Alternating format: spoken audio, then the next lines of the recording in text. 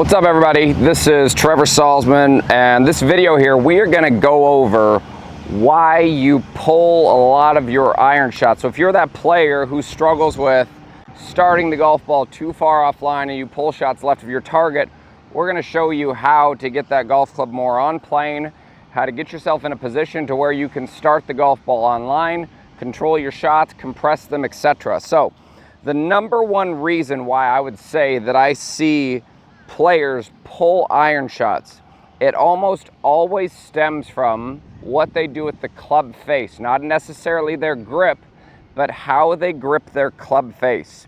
So what I'll see right here a lot of times is guys will grip the club face, guys or girls will grip the club face like this to where it's closed, and what they do is they'll push the handle forward to where this looks square. So the problem with that is we've now strengthened our grip. This appears to be straight right here in front of us, but when I pick this up right in the center of me, this club face is closed. So what you really need to make sure that you do, put your grip on exactly how you normally would. Understand where your spine is right here, and the leading edge on this club face right here needs to be square to your spine.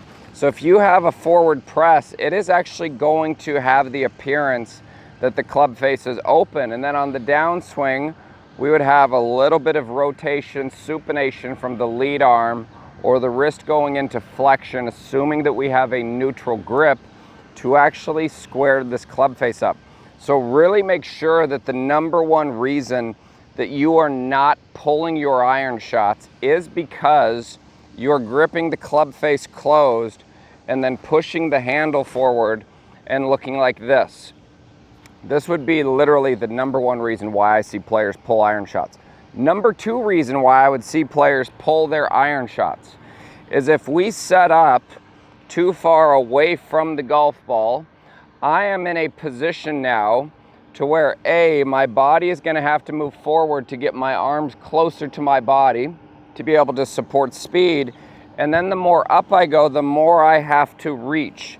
So when we look at the more that I reach for something, this face is going to close when I'm reaching for it. So if I'm over here and I have to reach for this golf ball right there, that is going to close the face. I've very rarely seen somebody reach for a golf ball and they open the club face. So if we are setting ourselves up too far away from the golf ball to where our arms are not being supported by our body's mass, we are going to have to reach for the golf ball. And then what we get as an effect of this is we get what I would call the screwdriver. We end up twisting the club face. So when I'm right here, if I reach too far for this and I'm going for that golf ball, you can see how much my hand wanted to move that direction, and that ball goes a mile left, because that is where the brain's always going to try and hit the object that we're going for. So when we try to reach to hit, that club face is going to excessively close. So one of the places that I would want to start is making sure our rear is relatively close to our heel line, the pelvis is neutral, weight is more on the balls of our feet. Don't start on your heels like this to where now we have to move into our toes, and that causes us to stand up right there. And then we have to, and basically we have to get the screwdriver going. So butt's on our heel line, weight's on the balls of the feet, pelvis is neutral, and a really good checkpoint for you is literally simply being able to let your arms just dangle right here underneath the shoulder socket. So this would be more of where I would like to see my arms in space. And you'll notice the grip is just underneath my belt buckle. I don't want it up here like this to where the wrists are moving into too much ulnar deviation, which is this direction, which again is going to cause us a lot of times to pull our shots right there.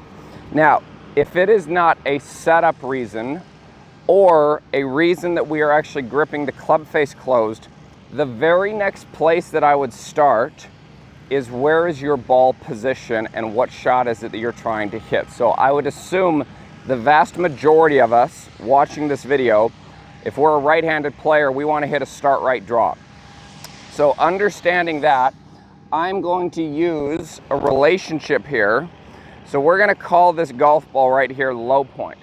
Low point being right here where my shoulder sits. So this would be our low point right here. This is where the left hand and the left arm are going to reach their lowest point before we actually strike the golf ball in a perfect world right here. So if I set this up, and we all understand, and I hope we all agree, that the golf club works on an arc. It works in a circular motion around our spine.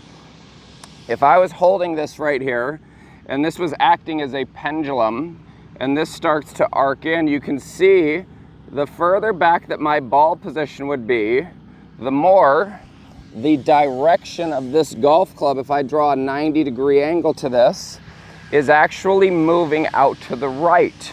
Okay, so that being said right there, if we can simply use a very quick fix, and we can learn how to hit golf balls further back in the stance to actually allow us to start the golf ball more right, assuming that our club face is relatively square to this, not dead shut to this. If it's dead shut, the ball is still going to go left, because club face is what controls the initial starting direction vast majority of the time for the start direction of the golf ball. So if we set up right here, if I had this golf ball all the way back here in my stance, you can see the way that this club would arc.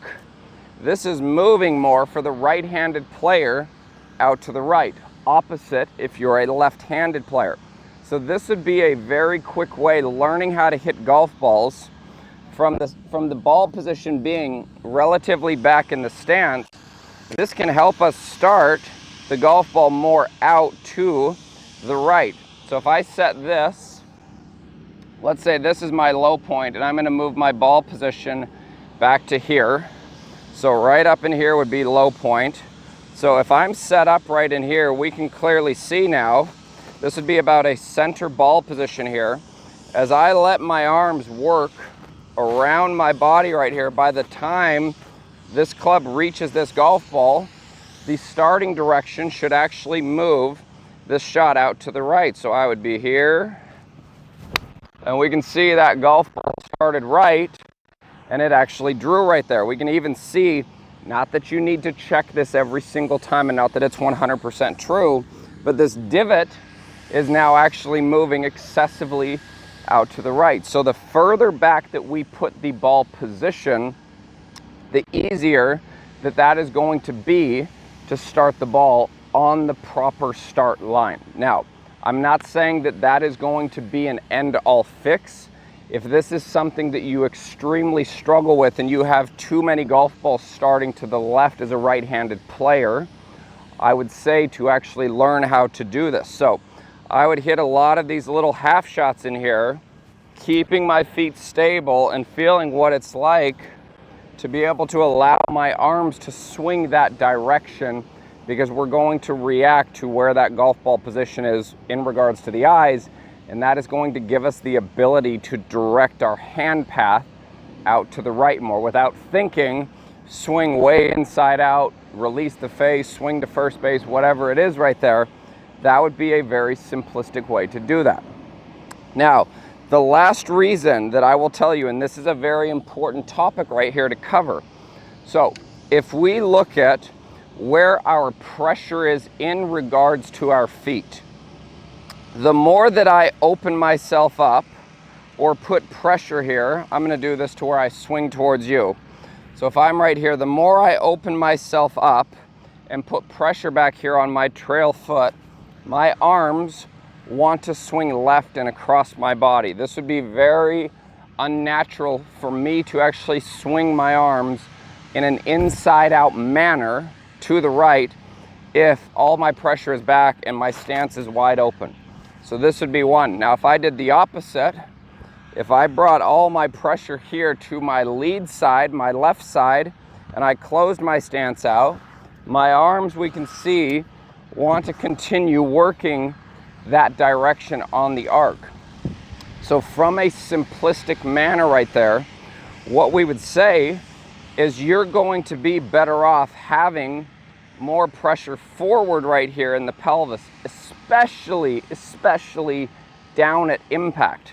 So like if I put a stick right here on the lead side of my pelvis, what I'm going to do is I'm going to give myself about a golf ball of space.